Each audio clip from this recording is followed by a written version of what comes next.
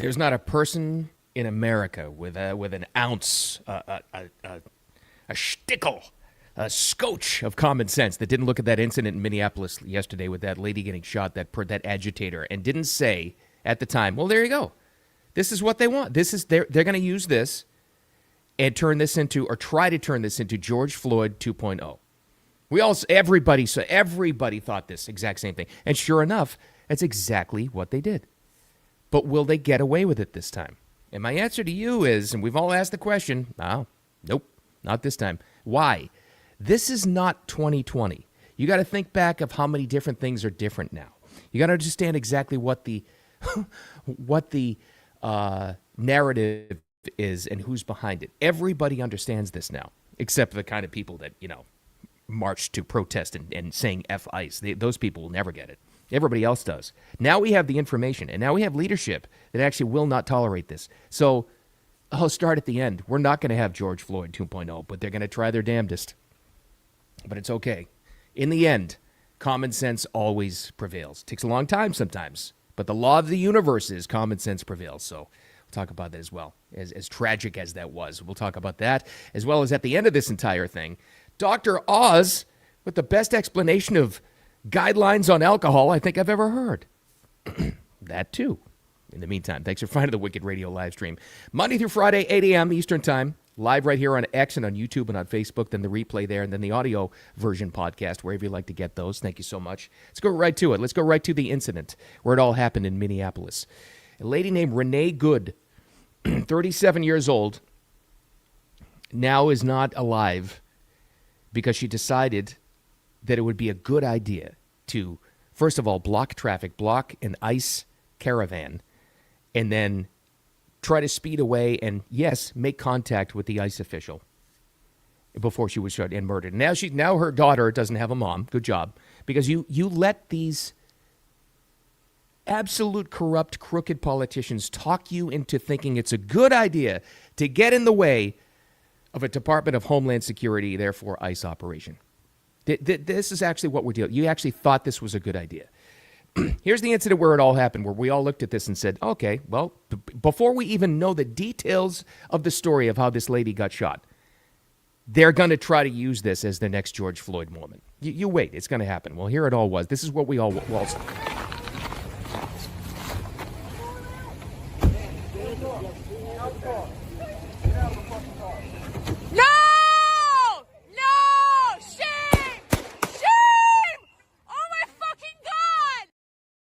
Okay, we all saw that exactly what happened.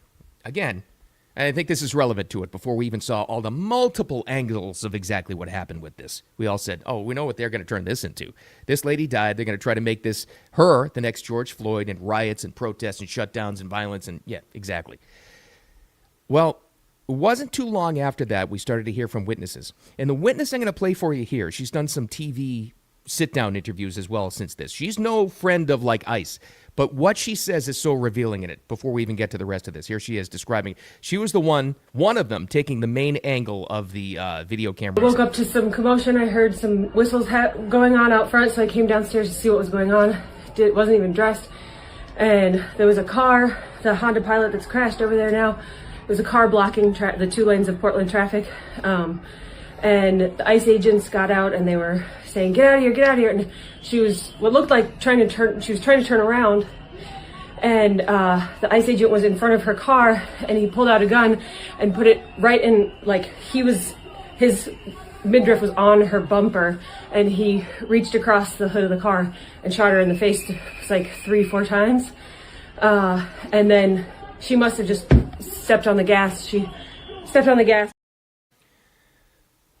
Was there blocking? This is all stuff we know, by the way. She was exactly right. She was just one of the first witnesses to talk about it.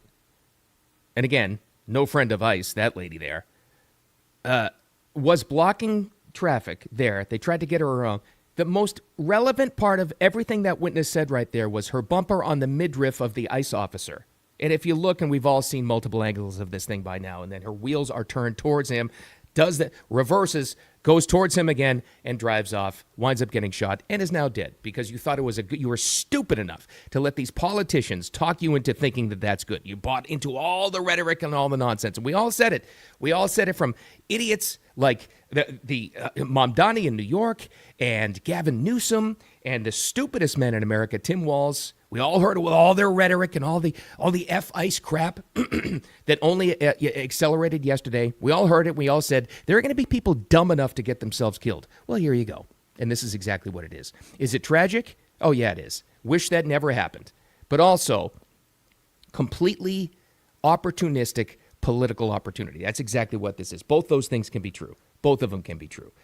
I never thought we would actually get to the point where there would be people in the country that didn't think that making any obstruction, making any contact with any officer at any level, community, city, state, federal, park ranger, if your car makes any contact whatsoever with them as you're trying to leave, you're going to get shot.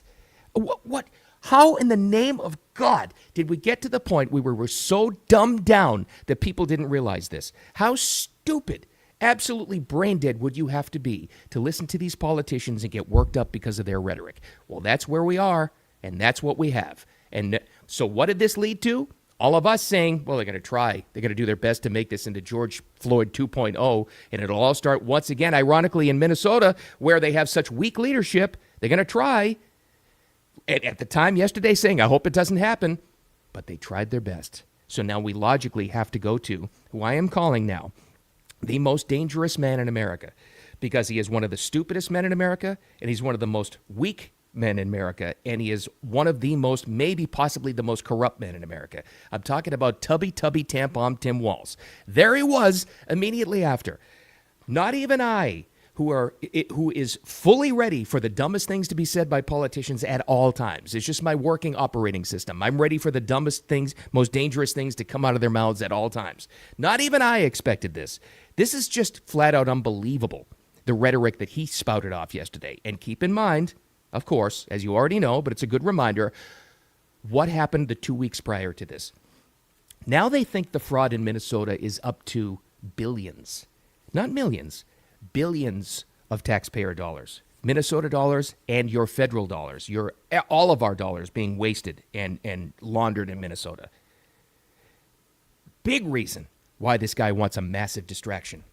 But to call on the National Guard from Minnesota to oppose these ICE officers? I didn't even think he's this stupid. I didn't even think he's this dangerous. But my friends, he is. To Minnesotans, I say this. I feel your anger. I'm angry. They want a show. We can't give it to them. We cannot. If you protest and express your First Amendment rights, please do so peacefully, as you always do. We can't give them what they want. The hearts and minds of the people in this state are on our side. To Americans, I ask you this. Please stand with Minneapolis. To Minnesotans, know that our administration is going to stop at nothing to seek accountability and justice. The State Bureau of Criminal Apprehension are working on the investigation. We have activated the State Emergency Operations Center. State Patrol and Minnesota National Guard leadership is connected with the Minneapolis Police Department, the St. Paul Police Department, Hennepin County Sheriff's Office, the DNR, and Minnesota's Homeland Security and Emergency Management. We have activated dozens of members of the State Patrol's mobile response team. And from here on, I have a very simple message. We do not need any further help from the federal government. To Donald Trump and Kristi Noem, you've done enough. There's nothing more important than Minnesotan safety. I've issued a warning order to prepare the Minnesota National Guard. We have soldiers in training and prepared to be deployed if necessary. I remind you, a warning order is a heads up for folks. And these National Guard troops are our National Guard troops. They're teachers in your community. They're business. I'm activating a warning to the National Guard. This is civilians as who are voluntary members of the Minnesota National Guard to oppose Department of Homeland Security and ICE. I'll say it again. That's the most dangerous, stupidest thing I've ever heard any politician say in my life, ever, to say that. It's just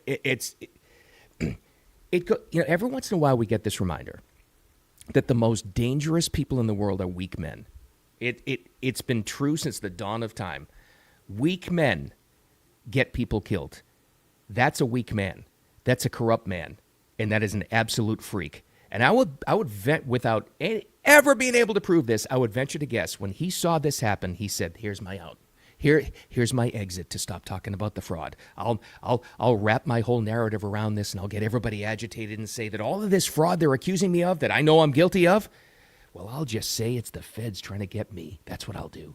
And that's why, my friends, they tried to turn this into George Floyd 2.0. More on why that's not going to happen in a second. But first, we also have to go to Minneapolis itself. Let's go to the mayor. Let's go to the mayor who, he dances with the Somalis and he's this and that, and he said, well, here's Jacob Fry yesterday. Let's see. He's gonna have a common sense take on this, right? And I have a message for ICE. To ICE, get the fuck out of Minneapolis. And it's always the same. It's always the wimpiest, weakest, most corrupt, morally bankrupt little dudes that cause the most damage and are the most dangerous, like him. He's only slightly less dangerous than Tim Walz. And isn't it just par for the course that all of this crap would be originating from Minnesota once again? Isn't it just classic? Now, why does that happen? Because if you got a population, not all of them, the hardworking, good people of Minnesota just got bamboozled by this. And maybe a big part of that fraud is because they screwed up the voter rolls, and that's how people like Fry and Tim Walz got elected in the first place. Because the fraud isn't just about money. It's about buying votes. So that's how this happened. That's how they had their state stolen from them. But why did the summer of 2020 riots, how did the George Floyd riots, how did that all generate in Minneapolis? Well, because that's where the whole thing started. But also this. There was no leadership in that state to stop it. In fact, they encouraged it with words and rhetoric like that from those two idiots and the other state politicians in there that took over their state. That's how this happens. But I asked the question in the introduction, will it happen again? Are they going to get their next George Floyd 2.0? Nope. It's not going to happen this time. We'll get to the agitators and the paid agitators and the rioters last night in major American cities. We'll get to that in a second. But let me explain to you why that's not going to happen this time around. Because first of all, we're aware. How many people have you ever talked to and you said, and referred back to in casual conversation at a dinner party, whatever it was, yeah, those riots of 2020. And they look at you like, what riots? What happened? $2 billion in property damage. There were dozens of people killed, and this was the era of, you might remember this part of it, peacefully, protest, mostly peaceful protesters. Remember that? Remember that famous CNN clip while things were on fire in the background, which I think was Minneapolis, might have been Chicago. That was that whole era where they flat out lied. They don't get away with that anymore because what happened since? What has happened since 2020? We have free information now, at least the best we've ever had. Now we used to have Twitter, which all of that stuff got censored. Now we have X, where this isn't censored. Now you have the information. And there are more people than ever in this country that realize that they can get the right information. So they can't pull the wool over your eyes anymore. Did you also get the feeling back then in 2020, COVID era, all that corruption, all those riots, the BLM thing, the George Floyd nonsense, all of that stuff? Do you remember that? Did you get the feeling that you thought that you were a minority in the country of having common sense? I don't care what color you are, but you thought that you were alone? Throughout this freedom of information, we realized there's more of us than there is of them. There's more people who have common sense and intelligence than the lunatics who support this crap. Now we know that. That's the main reason why we're not going to have George Floyd 2.0. But all the rhetoric still had an effect last night. Of course they did. Let's go to Minneapolis first. Here's their riot.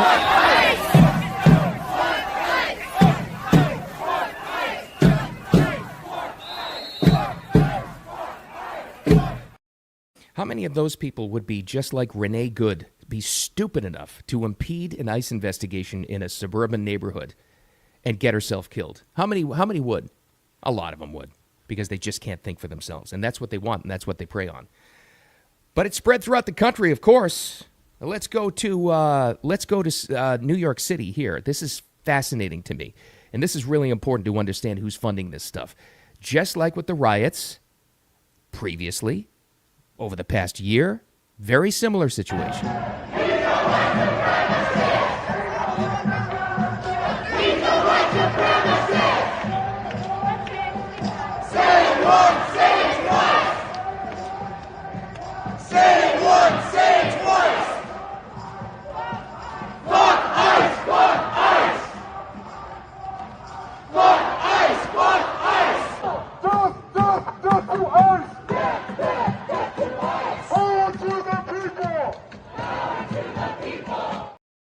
I don't know if you caught that was Seattle, by the way. I don't know if you caught that, but part of the chants, and I'm sorry you had to listen through that entire thing. Part of the chants was ICE must die. ICE must die. So, good. More, again, another city where you have incredibly weak leadership that actually encourages this kind of stuff, but that's neither here nor there. The real story is to go to New York City last night because this is where it all gets exposed. Who's behind this particular, same anti-ICE riot? Let's go to New York.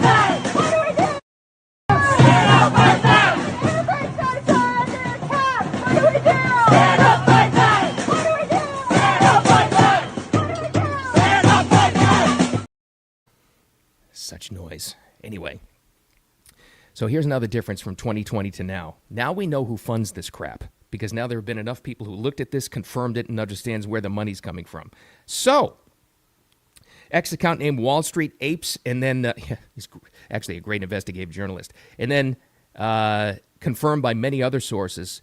The protest last night in New York against ICE was paid and bought for and organized by PSL New York City. All right, who are they? Party for Socialism and Liberation. Okay. Well, who funds that then? Here's the next question that we never used to ask. Who funds this? Is it somebody, we all know about George Soros, right? The big, the big bad boogeyman that funds all this stuff. No, there's a lot more worse than him. Funded by Neville Roy Singham, who lives in China and works for the CCP. This is all fact. You can look it up on your own. He donated $20 million to entities like Justice and Education Fund that supports the Party for Socialism and Liberation activities and protests and riots and violence and all that stuff. He also funds groups with heavy Party for Socialism and Liberation leadership overlap. Remember the other day we were talking about more of the, this is the Venezuela protests. And by the way, it's probably the same Venezuela protests, the pro-Maduro people, right? These were the same Free Palestine people, pro-Hamas. It's all the same group of idiots. Again, what do you look for? Pre-printed signs, same people in the crowd. And again, there's investigative journalists who can geolocate the same cell phones in different cities and similar riots. All the same crap, all the same thing, but it's all there. So that's where we are. You've got absolute communist agitators sowing division in this country. And then, unfortunately, a lot of absolute mindless sheep who are their playful idiots, useful idiots who go along with it. And that's where we are. But the good, and as dark as that sounds, the good news is they're not going to turn this into George Floyd 2.0. This isn't 2020. This is a different ball game now, completely different. So let them make their noise and don't worry about it. But it's how do you message this? How do you actually talk to somebody who is so stupid enough to get themselves killed because they were told to do so by an idiot, corrupt politician like Tim Walz? I don't know if you can fix that, but you don't have to stand for it, that's for sure. All right, boy. Is there any good news to talk about? I actually think there is. The return to common sense. Remember I said a couple of minutes ago that common sense eventually always wins? Very quietly, and because of all this stuff that got knocked off the headlines, they kind of adjusted the dietary guidelines once again yesterday. This was, with Bobby Kennedy Jr. and Dr. Oz was there and a lot of food guidelines. It was actually great. The guidelines were basically, they had one common simple message: eat real food. Well, that was great. Part of this, though, was very interesting. It was the new guidelines on alcohol consumption. We all know, our entire lives, we've heard the story back and forth, right? We heard the entire thing where we came out of the early part of last century. It was like, all alcohol is bad. It's the demon sauce. It's bad. We had prohibition. Then you had various sources saying like, well, we've determined that 2 drinks a day are completely moderate, and that's totally fine for people. But then we found out that the alcohol industry funded that study. So, you got to be really careful with this whole thing. Isn't it amazing that we've gone this far in American society, and we are a drinking culture, less and less, but we are a drinking culture, and we've never completely come up with what the dietary guidelines, what recommended amount of booze is. The best explanation I've ever heard of this was from Dr. Oz yesterday, because somebody asked him directly. He said, what about the guidelines on booze? And he had a common sense explanation of it. Basically, he said, the best case scenario is not to drink. But if you do, Don't be a knucklehead. So alcohol is a social lubricant that brings people together. In the best case scenario, I don't think you should drink alcohol, but it does allow people an excuse to bond and socialize, and there's probably nothing healthier than having a good time with friends in a safe way.